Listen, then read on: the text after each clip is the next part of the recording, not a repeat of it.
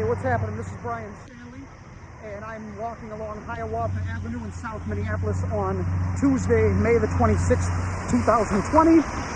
Minneapolis is in national news, as you know, because the police force that serves at our pleasure, or because we finance it, every employee of the Minneapolis Police Department, we pay their salary, benefits, health insurance, vision, dental, etc., and that of their family, as well as their public sector organized labor union dues. That comes out of our paycheck, money we could have used in other ways to help the furtherance and advancement and development of our own families economically. So when we finance these institutions, we have an expectation. Ooh, I'm so fat. We have an expectation of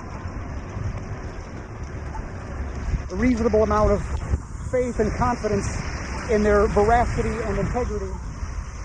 And when they take the position of power that they have over the community and they use it to do harm, and they deviate from that purpose for which we paid them, it becomes necessary that there's a day of reckoning. If I screw up at my job, I'm in trouble. If you screw up at your job, you're in trouble. The difference is, are you in a position to do harm to other people? And if you screw up your job, does somebody die? That's the position these people are in. And you can see that there was a gentleman who was accused of something yesterday, was never convicted, he was never read his rights, he was never confronting and cross-examining the witnesses and the evidence in front of a jury of 12 of his peers. He was not unanimously found guilty beyond a reasonable doubt to a moral certainty. He was in the back seat of a police car in handcuffs. They took him out while he's in handcuffs, and they choked him to death. And it was, how you doing, man? And it was recorded. So obviously, when something like this happens, the people who have to live under this get angry. I mean, you're a human being made in the image and likeness of a just creator. When acts of injustice happen, you're by definition outraged. You have no other choice. If that, or you're not a person, you're not a human being, you're a robot. So when the people try to get justice through the normal methods and it doesn't work, sometimes they have to send a message right back to the people that hurt them. In this particular instance, it required the getting together at the place where the policemen, 4 of them, 4 on 1, mind you, murdered him, which was 38th in Chicago. Then we marched down East 38th Street. We took a left on Hiawatha Avenue. We marched down Hiawatha Avenue. And then we got off the exit on Lake Street, walking the whole time, mind you, in the rain. It's purple rain, right? That's what we call it in Minnesota. And we got to the police station, and people made their speeches and put forth the community's position. I was really, it was a beautiful moment to see black people, white people, yellow people, red people, people of all walks of life coming together, because every human being made in the image and likeness of God understands that it's wrong to abuse the people's trust by murdering them to death on the street.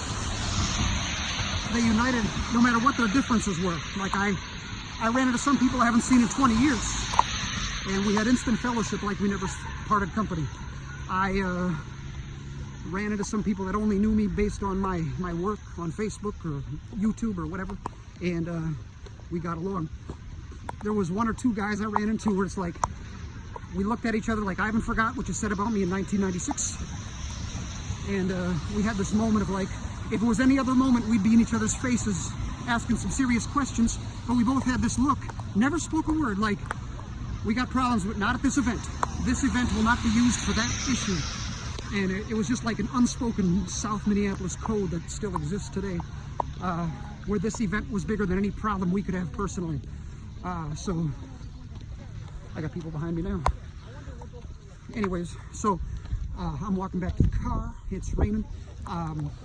I feel like it was a righteous stand. I feel like anytime you make a stand against police brutality, standing up for those people who've been harmed, who have no voice, like deceased people who've been killed by police, I think it's a right thing to do. And I'm honored to have been at this event.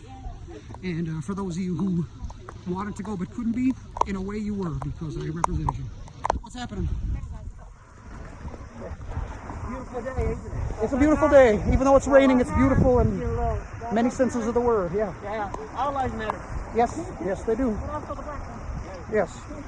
So it was just a good event to be at. I'm glad to be here. I think it was a great stand, and I think if the city of Minneapolis could find some way to reproduce the emotions and the feelings that were in the air that united everybody, Minneapolis could be a beautiful, safe city to live in and to work in if this attitude was always here. So anyways, that's all I have to say. My phone's getting rained on. Goodbye.